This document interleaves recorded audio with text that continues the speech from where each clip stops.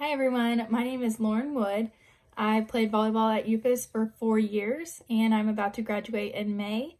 I am an elementary education major, so today I wanted to read you this book. I really like it because it really gives a feel for how we treat people and how it's really important. And if we are filling other people's buckets, then we are filling our own bucket, and that just makes us all happy and it makes us feel good. So this book is How Full is Your Bucket?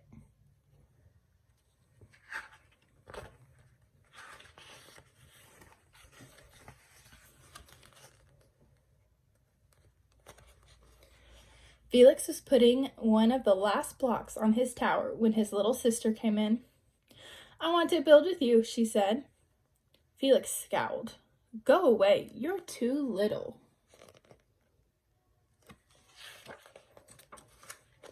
"I'm big." "Stay back, you'll knock it over."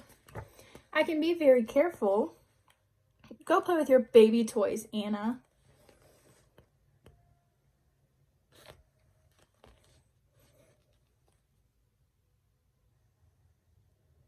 And she knocked him over. "Grandpa!" Grandpa shook his head. "Felix, you just dipped from your sister's bucket. Like everyone else, Anna has an invisible bucket. When it's empty, she feels bad. But when it's full, she feels great. Didn't you ever notice your own bucket?" Invisible bucket? Sometimes Felix couldn't quite tell when his grandfather was joking.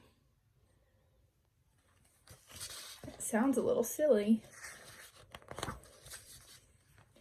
But the next morning, when Felix woke up, there it was, a small gray bucket floating above his head.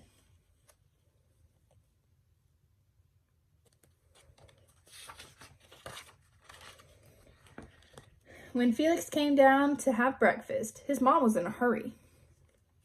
"I've got a meeting this morning and it's almost time to go. Anna, sit still." They're all just rushing around. It looks a little messy. And there he is trying to get his breakfast.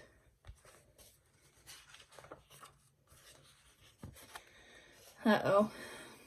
Felix slipped and choco wheats scattered across the floor. "Felix," yelled his mom, "you should have used the stool to reach that." Felix could feel his bucket tip and big invisible drips spill out. Drip, drip. "Ha ha," Anna laughed as she crunched the cereal wheats with her shoe. Drip. "Get the broom and clean that up before you miss the bus," scolded Mom. With the school bus honking, Felix quickly swept up the choco wheats and grabbed the last blueberry muffin. But before he could even take one bite,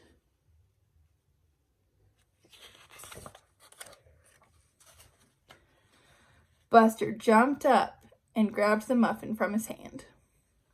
Drip. "Hey, look at Felix's new backpack. My baby brother has one just like it." He was on the bus. Drip. Now he's at school and he hears, "Psst, Felix, psst, psst." Drip. "Watch out, shrimp." Drip.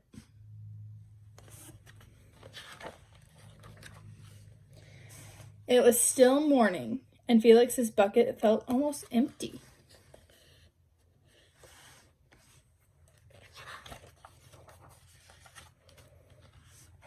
As he watched his classmates walk into the room, he secretly hoped they would trip and fall. There he is, sitting right there. This is what it feels like when you have an empty bucket.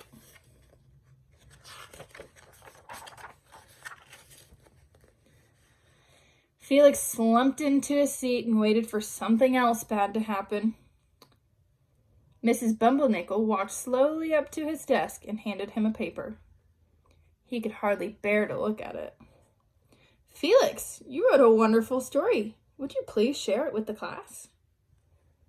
Felix grinned and felt a big drop land right in his bucket. Drop. The class grew quiet. They laughed at all the right places and oohed at the scary parts. When Felix finally read the end, everyone clapped, even Emily, who sat next to him. Didn't usually like dinosaurs.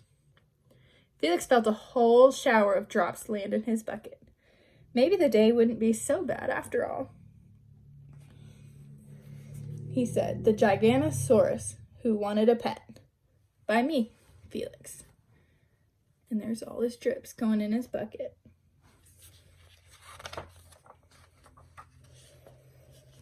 He sat with someone at lunch, and they wrote, his mom wrote a note to him in his lunchbox. Got a drop. Team captains today are Veronica and Felix. Drop. Nice cow. It's a dog. Well, nice colors there, Felix. Cool laser ant backpack, Felix. And he got another drop. By afternoon, Felix's bucket was nearly full. At recess, when he looked around, Felix suddenly realized that his grandpa was right. Everyone else had a bucket too. So they're all outside at recess and they've all got buckets.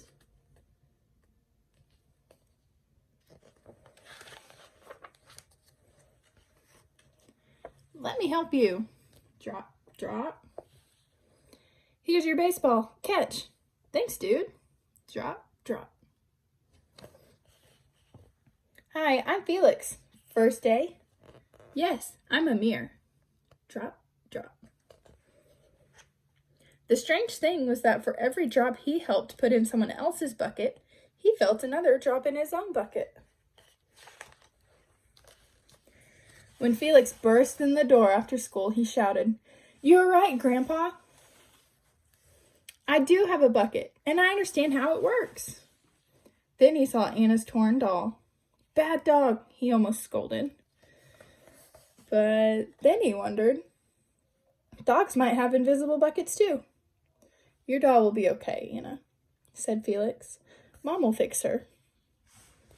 Anna's crying. "Until then, do you want to help me build the tallest building in the world with my blocks?" And so they did. So I just really love this story because I think it's so important, and you should always be thinking about how you feel when your bucket is full, and you should make everyone feel like that. So let's share some kindness and help some people out and fill their buckets while we fill ours.